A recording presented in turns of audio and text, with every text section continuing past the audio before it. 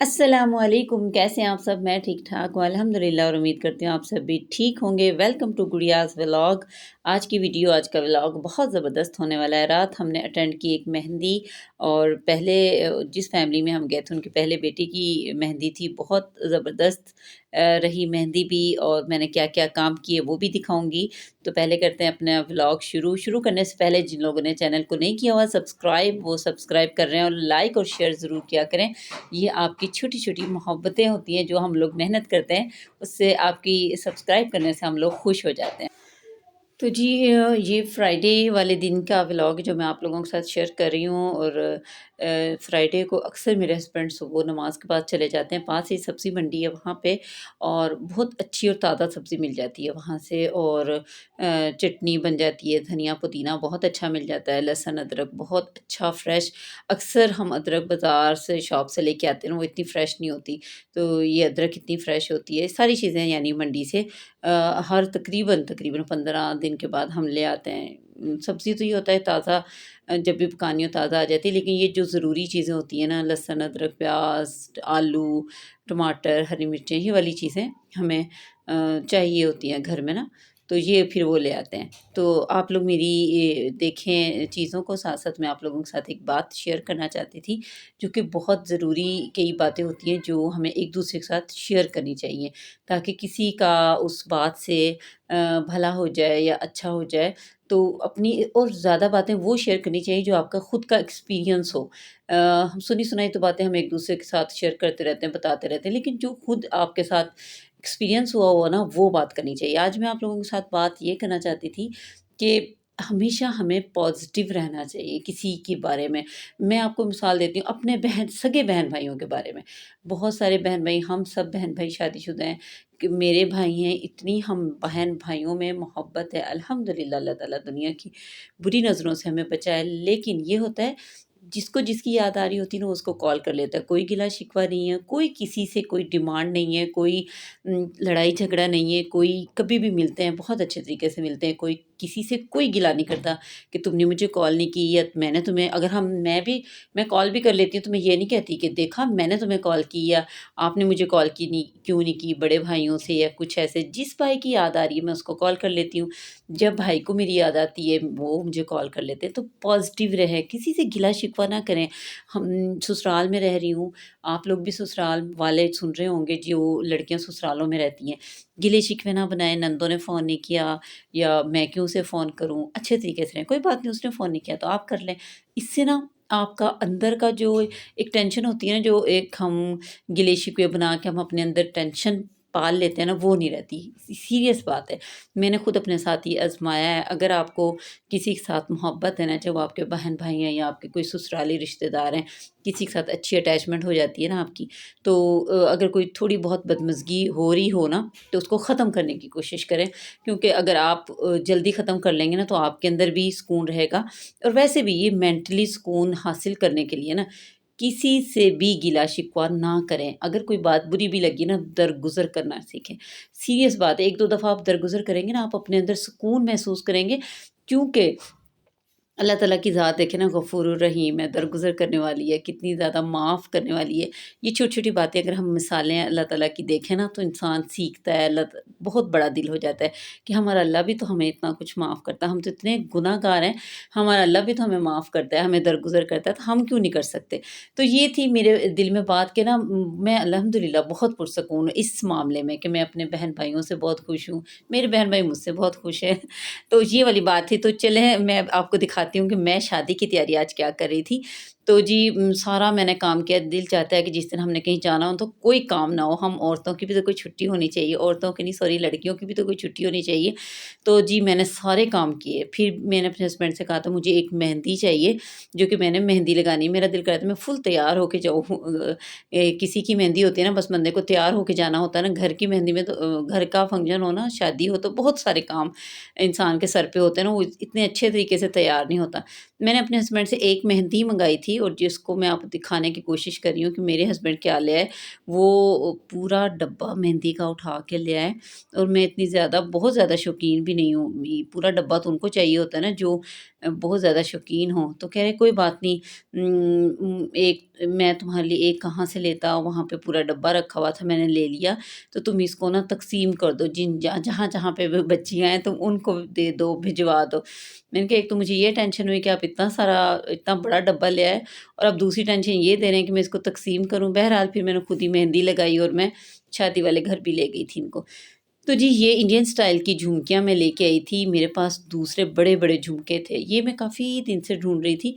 तो इम्तियाज़ मॉल यहाँ पे हमारे है, तो मैं वैसे ही उधर कुछ शॉपिंग करने गई थी। अचानक मेरी नज़र इन पे पड़ी और इनके पीछे स्टॉपर जो होता है वो भी था, और ये मुझे गोल्डन कलर में मिल गई और आज मेहंदी पे मैं इनको पहनने वाली थी। तो मैंने कहा आप लोगों के साथ शेयर करती हूँ। इंडियन स्टाइल में थोड़ा-सा बड़ा साइज़ है, एक बहुत इससे भी छोटा सा साइज़ था। ये वाली चूड़ियाँ पहन के जा रही हूँ, सिर्फ़ इतनी सी ही चूड़ियाँ मुझे पसंद हैं। ज़्यादा भरे हुए हाथ मुझे पर्सनली पसंद नहीं है, बहुत सारे लोगों को भरे हाथ भी पसंद होते हैं, लेकिन मेरे ड्रेस के साथ ये फुल मैचिंग थी चूड़ियाँ, तो ये मैंने थोड़ी ही सी पहनी थी। तो जी मैं आपको ड्रेस दिखा रही हूँ, ये वाला ड्रेस मैं पहन के जा रही हूँ, और जी ये वाला मैं रात पहन के गई थी, मतलब वॉइस ओवर मैं आज कर रही हूँ, तो शुक्र अल्हम्दुलिल्लाह कि मुझे मुझे ऐसा लग रहा था कि मैं मैक्सी टाइप फ्रॉक है ये पहन के जा रही हूँ, तो लेकिन वहाँ पे मैं आपको आगे दिखाऊँगी, आगे की वीडियो बहुत मज़े की है कि लोगों ने क्या कुछ पहना हुआ था। तो मेरे बच्चे रेडी हो गए थे, वहाँ पे वेस्ट कोट और शलवार कमीज़ पहनना था सबने, तो मेरे बच्चों के पास ज़ाहिर है शादियाँ होती रहती हैं, कपड़े बनते रहते हैं, वेस्ट कोट, शलवार कमीज़ सब बनते रहते हैं, तो ये ड्रेस थे। मेरे बच्चे 5 बजे से कह रहे थे मम्मा कब जाएँगे हम मेहंदी पे, कब जाएँगे शादी पे? तो 8 बजे का टाइम है जब मैंने इनको रेडी किया, और वो रेडी होके, अब उनको था कि मम्मा पापा क्यों रेडी हो और हम चलते हैं। मैंने उनसे पूछा आप क्या कैसे ढोल पे भंगड़ा डालोगे? तो ये भंगड़े के ज़रा स्टेप भी चेक कर लें जो उनकी तैयारी थी।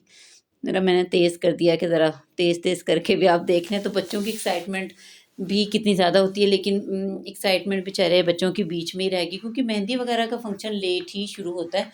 तो हम 9:30 15 मिनट बाद हम निकले घर से, और जी माशाल्लाह शादी वाले घर हम पहुंच गए थे। बहुत अच्छा लगता है ऐसे घर सजे हुए देखना, बहुत मुझे तो मज़ा भी बहुत आया।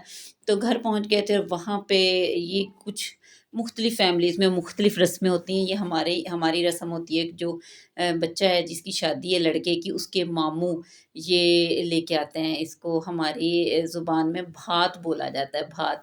इंडिया में जो लोग मेयो होंगे ना कोई, उनको पता होगा ये क्या होता है, लेकिन ये एक रस्म होती है, और अब आजकल तो सब में चली हुई है, के मामू नानके जो होते हैं, मामू लोग होते हैं वो लेके आते हैं। तो ये रस्म हुई, रस्म के बाद शुरू हो गई थी मेहंदी की रस्म, तो बुलाने आए थे आओ चलते हैं। तो ये जो बच्ची है, ये लड़के की बहन है, मुझे दिखाने आई थी कि आप ये देखें, मैंने खुद ये बास्केट बनाई है और इसमें मैंने गजरे रखे हैं, जो भी ख़वातीन आएँगी उन सबको मैं गजरा पहनाऊँगी। तो मुझे उसकी ये खुद ही उसने डेकोरेट की थी, तो मुझे बहुत अच्छी लगी, तो मैंने उसका क्लिप बनाया। मैं कहा वाक़ई ये बहुत अच्छी लग रही है। दोनों बड़े बच्चों की एक्साइटमेंट बेचारी ख़त्म हो गई थी, रात के 12 बज रहे हैं इस वक़्त और मेहंदी शुरू हो रही है। दोनों दाऊद और इब्राहिम सो गए थे, इस्माइल बस जागता रहा, ये ढोल के शोर से कुछ इसको नींद भी नहीं आती, ढोल बहुत ज़्यादा बज रहा था, तो ये मेरे साथ-साथ जागता रहा। तो बच्चियों के शौक़ होते हैं सारे, लेकिन मैं अपने बेटे को साथ लेके सारे शौक़ पूरे कर रही थी अपने कि प्लेट उसको लेके दी, और वो भी कह रहा था मम्मा लड़के भी पकड़ सकते हैं। मैंने कहा क्यों नहीं पकड़ सकते, आओ मैं आपको लेके देती हूँ। फिर मैंने उसको दिया। अब उसको ये बेचैनी लगी हुई थी कि इसमें आग कब लगेगी, क्योंकि उसका लड़कों का तो ज़रा ख़तरनाक मशकिलें होते हैं ना, कि खाली प्लेट से तो उसे मज़ा ही नहीं आ रहा था कि इसमें आग भी लगती है कैंडल में। तो मैंने कहा अभी वो ठहर के लगाएंगे, क्योंकि जिन बच्चों को नहीं ना होता तजर्बा, तो जलाने का भी डर होता है। तो लेट ही आग लगाई थी इनकी कैंडल्स में, लेकिन लगा दी थी। ये छोटी-छोटी बच्चियाँ सब रेडी थीं, और बड़े-बड़े थाल बहनों ने पकड़े हुए थे। यानी काफ़ी दिन के बाद मज़ा आया शादी में जाके। और जो लोग आउट ऑफ कंट्री होते हैं और उनके पास शादियाँ लेट होती हैं, जो पाकिस्तान में होते हैं उनके तो आए दिन, आजकल हमारे शादियों का सीज़न है, और इसी हफ्ते में हम 2 से 3 शादी अटेंड करेंगे। कई शादियाँ वर्किंग डे में भी हैं, तो ज़ाहिर है शादियों में जाना ज़रूरी सही हो जाता है, तो फिर उसमें भी हम इंशाल्लाह शिरकत करेंगे। उनकी वीडियो भी आपके साथ शेयर करूँगी। तो जी अब हम जा रहे थे जहाँ पे शादी का